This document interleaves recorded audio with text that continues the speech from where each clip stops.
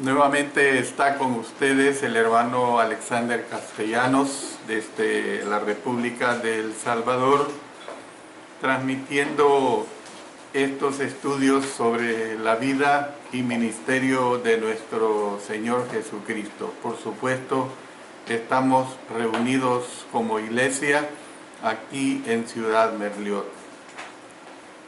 Estamos viendo el estudio de los preparativos de última hora y estamos en la última semana del ministerio de Jesús, o sea, el día viernes, el día que el Señor Jesús murió. Hemos visto sobre la última cena que tuvo con sus discípulos, cómo es que también se da ánimo y se hace advertencia a los apóstoles, que es específicamente lo que estamos tratando. Y por último vamos a ver ese ruego que él hace al Padre. Hemos visto varios de estos aspectos, palabras de ánimo y consolación, una importante explicación, un consuelo para fortalecer. Y ahora vamos a ver lo que concierne específicamente a la seguridad que tranquiliza. Es cosa realmente digna de admirar que alguien que está por morir diga palabras de tranquilidad. Cuando Jesús se disponía a dejar a los discípulos, prometió que estaría nuevamente con ellos. Y esto lo podemos ver nosotros en el Evangelio de Juan, en el capítulo 14 y el versículo 3. Y si me fuere y os preparare el lugar, vendré otra vez y os tomaré a mí mismo, para que donde yo estoy, vosotros también estéis. Siempre les recuerdo que estamos estudiando sobre el Evangelio del apóstol Juan desde los capítulos 14, 15, 16 y 17. Entonces, nosotros podemos ver que en Juan 14 al 16, cuando el Señor Jesucristo habló acerca de volver a los apóstoles, se refirió a que volvería en por lo menos 3 sentidos. No siempre es fácil determinar en una referencia dada en qué sentido está pensando Jesús que vendría, pero al menos quiero mencionar dentro de esta declaración que he dicho de seguridad que tranquiliza, quiero mencionar 3 aspectos que él les dijo.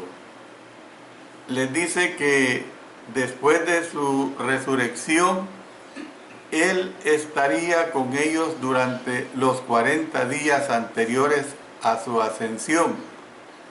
Y este hecho parece ser el énfasis primordial que tenemos precisamente en el capítulo 16, los versos 16 hasta el 22.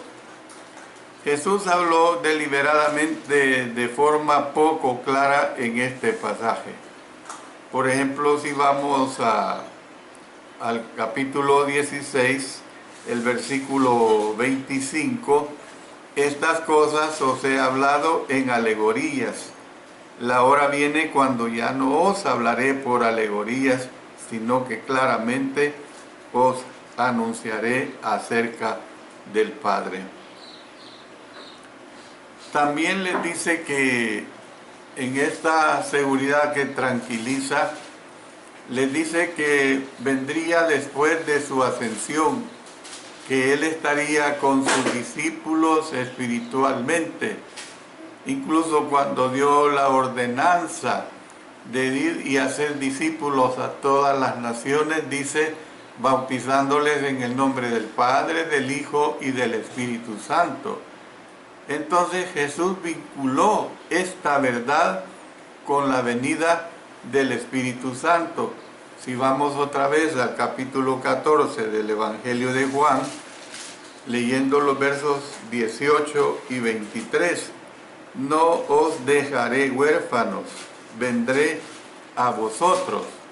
Luego verso 23, respondió Jesús y le dijo, el que me ama, mi palabra guardará, y mi Padre le amará, y vendremos a él y haremos morada con él. Entonces nosotros podemos ver pues claramente que Jesús vinculó esta verdad con la venida del Espíritu. Una de las designaciones que se le da al Espíritu Santo es la de Espíritu de Cristo. Dice en Romanos, en el capítulo 8 y el versículo 9, de la siguiente manera: mas vosotros no vivís según la carne, sino según el Espíritu, si es que el Espíritu de Dios mora en vosotros, y si alguno no tiene el Espíritu de Cristo, no es de él. Entonces, en tercer lugar, les dice que algún día Él volverá a llevar a los suyos. O sea, se está refiriendo en la segunda venida. La segunda venida de nuestro Señor es una realidad. Ahora, que no lo sabemos, ya lo entendemos. Que el Maranata, Señor, ven, ven Señor, que el apóstol Juan lo dijo en Apocalipsis. Imagínense, han pasado 2000 años y el Señor todavía no viene. Pero tenemos que entender que la venida del Señor es una realidad. ¿Cuándo? Será como ladrón en la noche, sin aviso. Pero ¿por qué entendemos esto?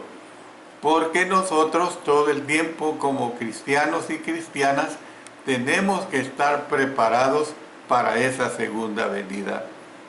Algún día Él volverá a llevar a los suyos en esa segunda venida, y esta era la promesa principal que Jesús tenía en mente aquí cuando nos habla en el Evangelio de Juan, en el capítulo 14 y el versículo 3, lo dice claramente ahí: y si me fuere y os preparare el lugar, vendré otra vez y os tomaré a mí mismo, para que donde yo estoy, vosotros también estéis. Entonces, esta es la seguridad pues que tranquiliza. Pero ahora también veamos otro aspecto importante, y ese otro aspecto importante son las instrucciones significativas que Él da. Usted sabe lo que es significativo. Lo significativo es lo primordial. Lo significativo no es los detalles que no interesan. Lo significativo es lo más importante. Pues aquí se dan estas instrucciones significativas. Jesús tenía muchas verdades que deseaba dar a conocer a sus discípulos la noche anterior a su muerte. Gran parte de lo que dijo puede agruparse en dos categorías. Vamos a ver estas dos categorías. Y esto fue lo que de hecho Él dijo. En primer lugar, necesitan mantener una relación apropiada conmigo. Y esto es una realidad.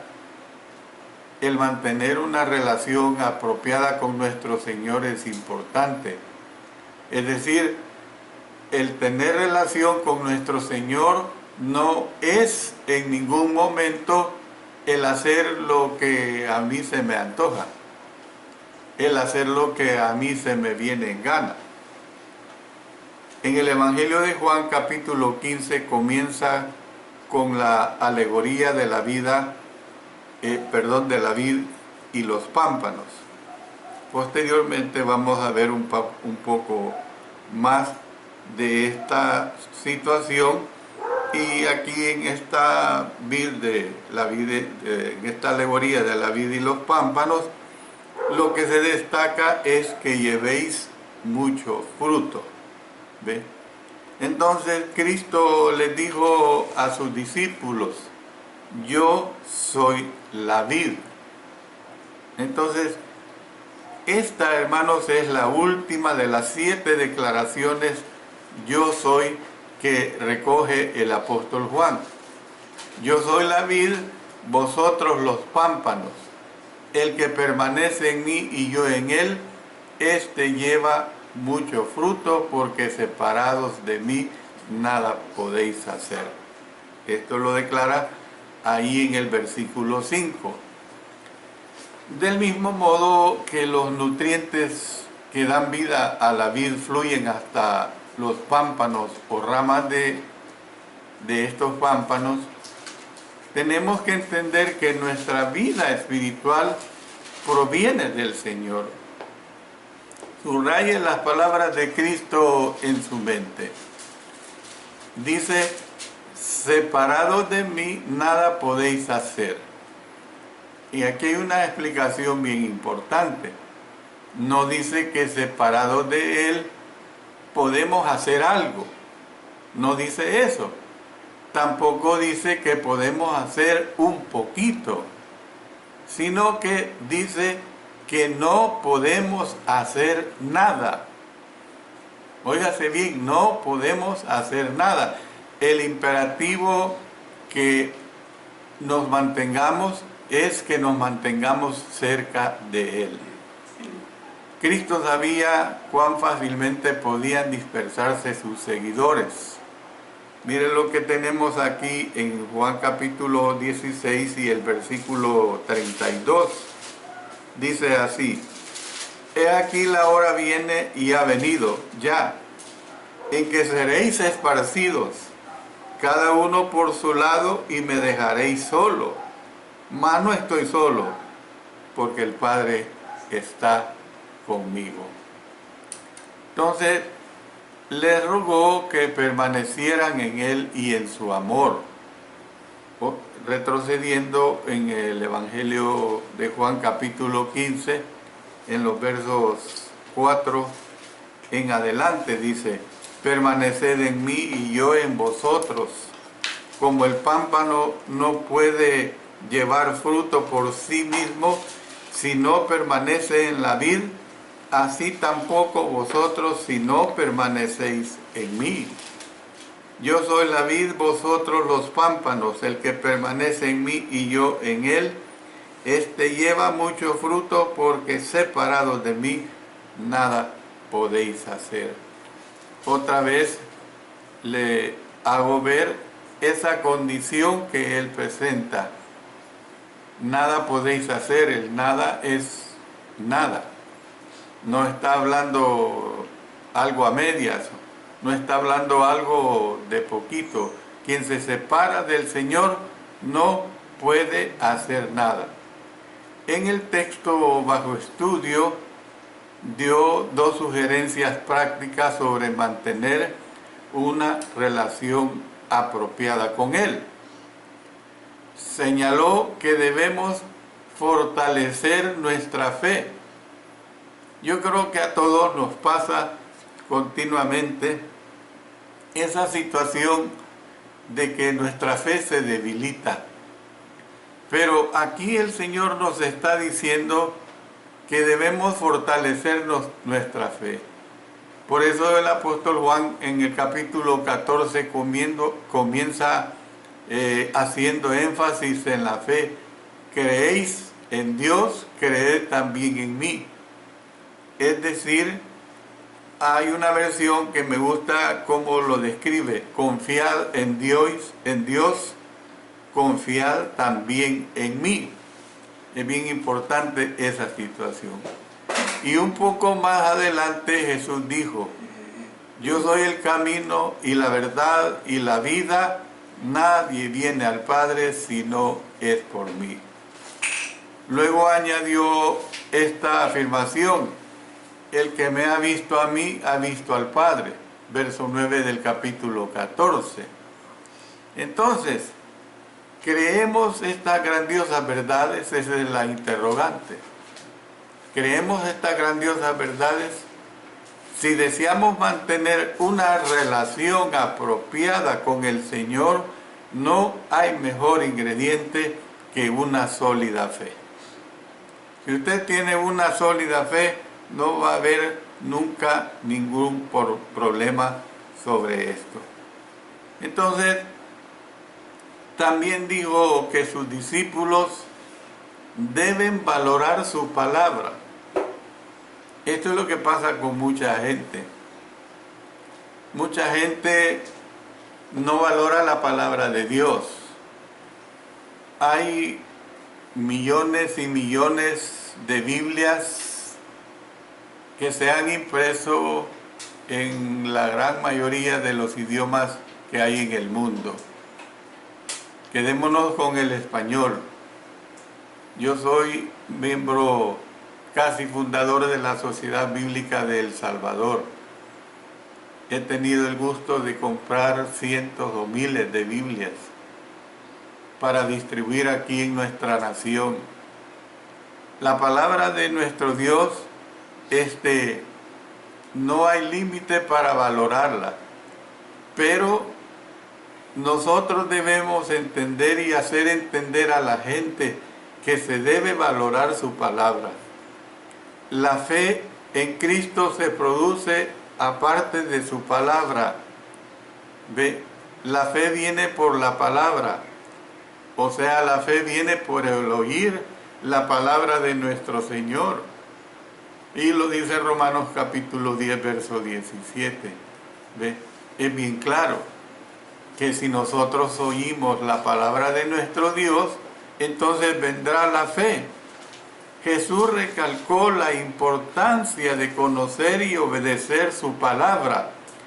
Y esto fue lo que les dijo a sus discípulos: si mis palabras permanecen en vosotros, pedid todo lo que queréis y os será hecho. Verso 7 del capítulo 15. Y otra vez dijo en el verso 23 del capítulo 14, el que me ama, mi palabra guardará. En otras palabras, les dio ejemplos concretos de lo que sus seguidores deberían hacer.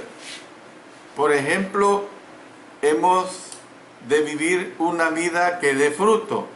Mire lo que dice aquí en el Evangelio de Juan, en el verso 8 del capítulo 15.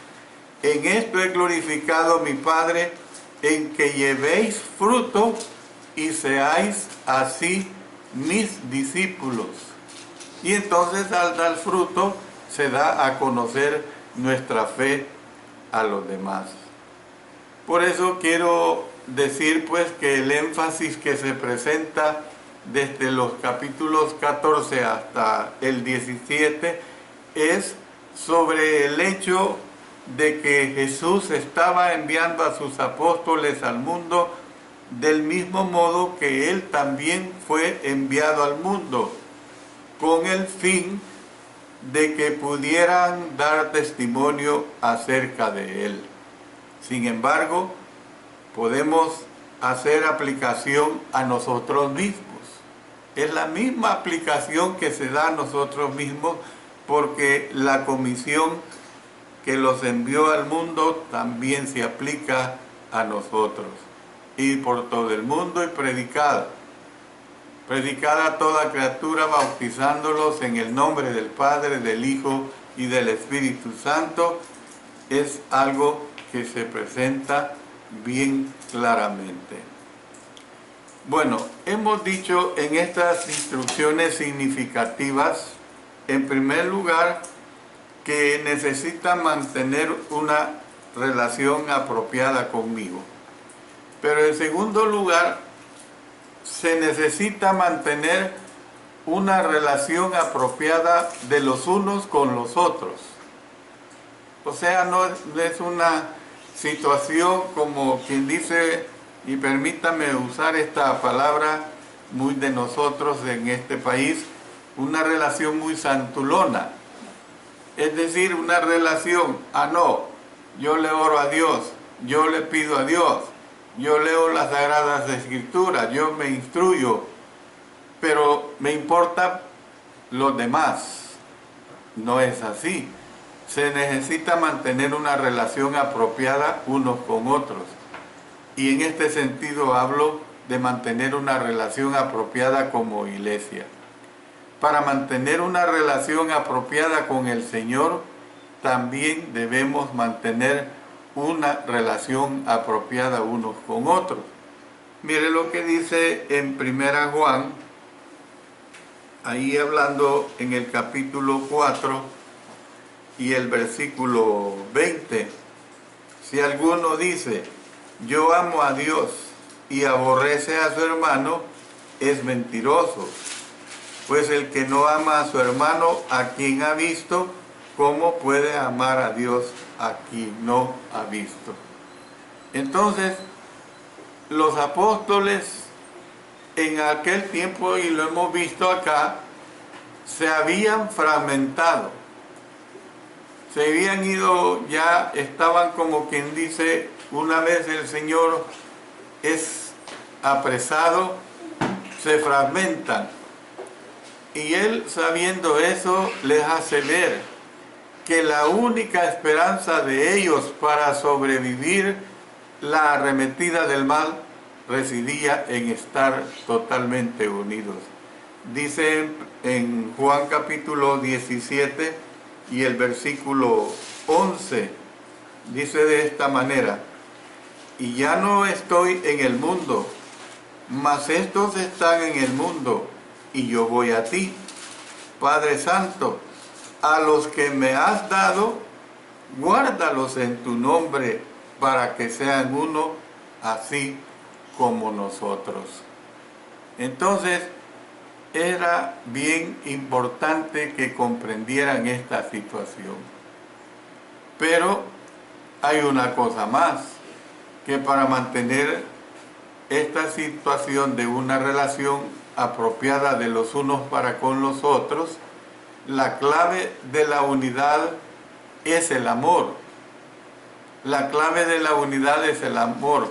Era tanto lo que Jesús tenía que decir acerca del amor en su discurso final.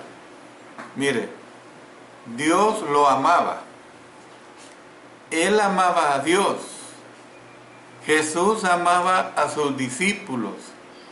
Y ellos lo amaban a Él. Entonces ellos también habían de amarse unos a otros.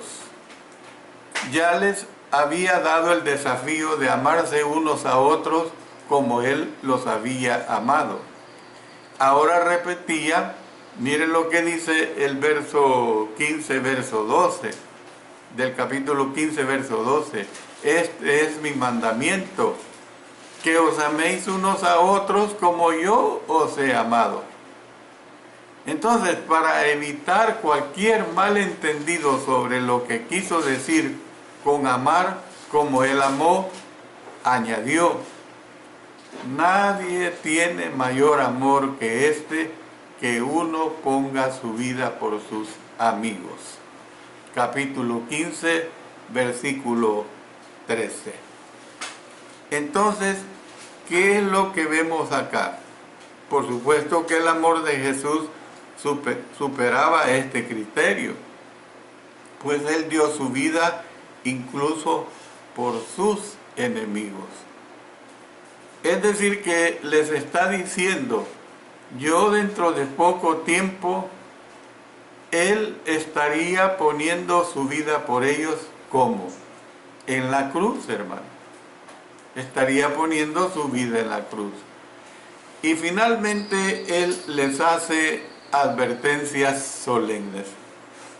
¿Por qué digo que Él les hace advertencias solemnes? Porque Jesús sí podía prever el futuro, de modo que Él sí pudo hacerles advertencias pertinentes a sus discípulos. Le dio atención especial a la persecución que aguardaba más adelante a sus seguidores. Hasta ese momento, el odio del mundo se había centrado en Él. Y yo se los digo, porque aquí lo está diciendo en el capítulo 15, específicamente en los versos 18 y 24.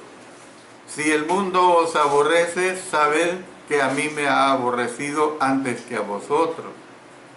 Verso 24.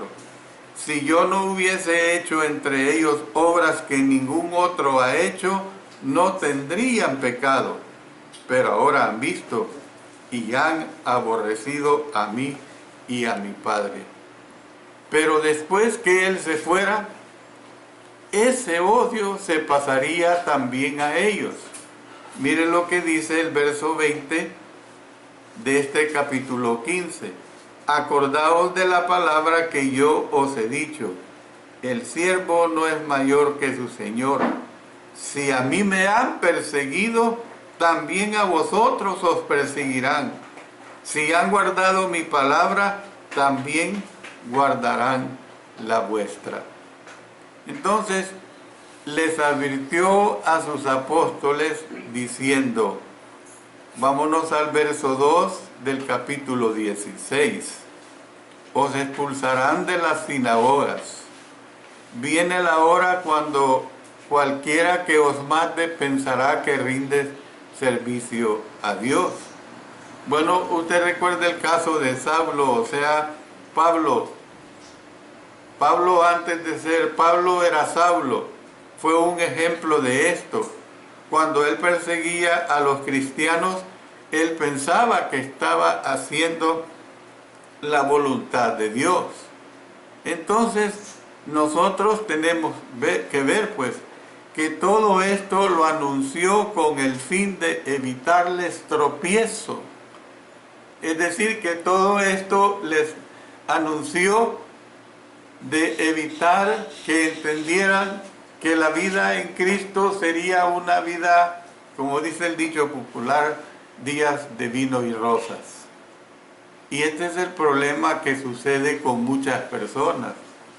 Creen que cuando vienen a Cristo los problemas van a terminar, las enfermedades van a terminar, los problemas económicos no se van a dar. ¿Ve? Este es el problema que muchas personas entienden y por eso es que se alejan, por eso es que no buscan hacer las cosas de nuestro Señor. Todo esto lo anunció con el fin de evitarles tropiezo cuando las pruebas vinieran a ellos. Miren lo que dice en el verso 16, versículo 1. Estas cosas os he hablado para que no tengáis tropiezo.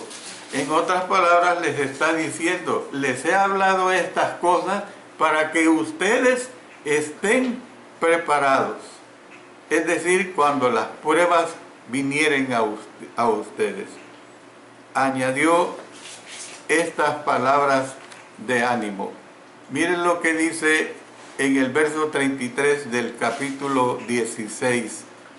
En el mundo tendréis aflicción, pero confiad, yo he vencido el mundo.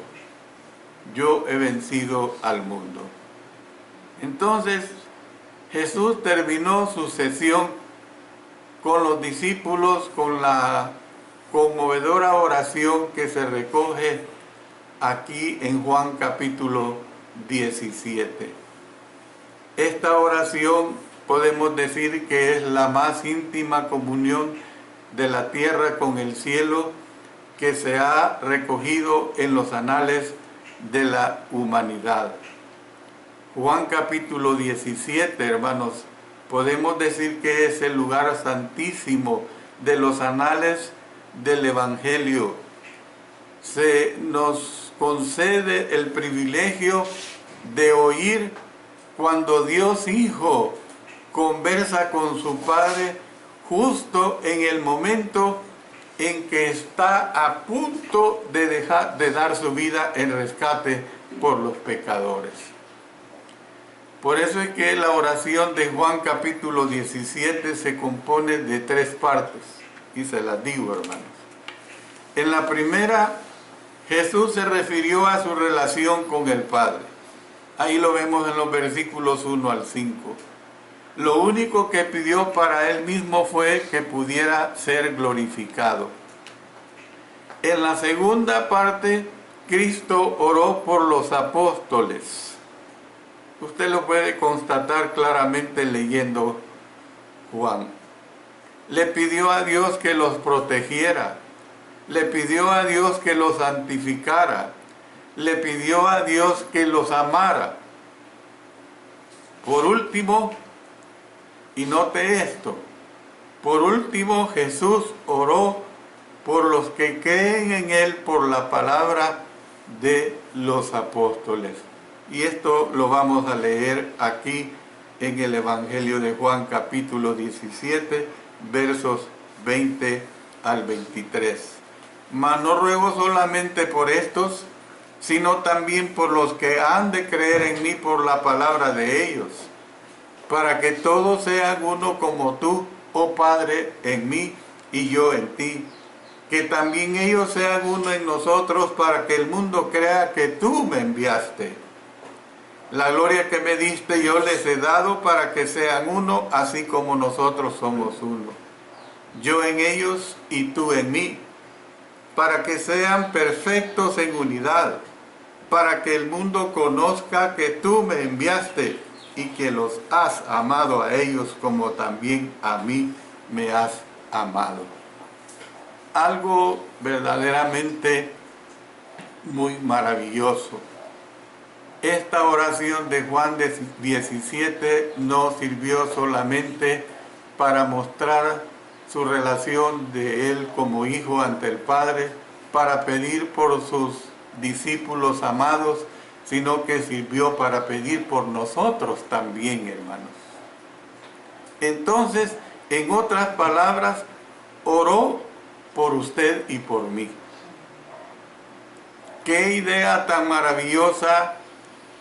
Rogó que los creyentes pudieran ser uno para que el mundo lo recibiera.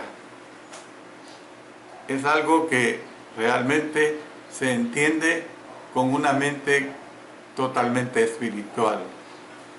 Por eso pues termino diciendo lo siguiente, hermanos. No hay obstáculo más serio para la evangelización del mundo que el estado de división en que se encuentran los que afirman ser leales a Cristo Jesús. Hay otros aspectos acerca de los preparativos de última hora de Jesús que se podrían mencionar, pero termino diciéndoles esto, pues. Cristo hizo algo parecido al instituir, hermanos, la cena del Señor. Miren lo que dice en Lucas capítulo 22 y el versículo 19. Lucas 22, verso 19. Y tomó el pan y dio gracias y lo partió y les dio diciendo: esto es mi cuerpo que por vosotros es dado. Haced esto en memoria de mí. Y esto es lo que nos dice el Señor que hagamos siempre. Recordemos que nuestra vida ha sido dada, entregada, depositada para Cristo Jesús. Y recordemos que debido a ello, todo lo que hagamos lo debemos de hacer en memoria de la vida de nuestro Señor Jesucristo, porque nadie más que Él y solamente Él se entregó por cada uno de nosotros. Que Dios bendiga su palabra y que cada uno de ustedes se interesen en investigarla aún más.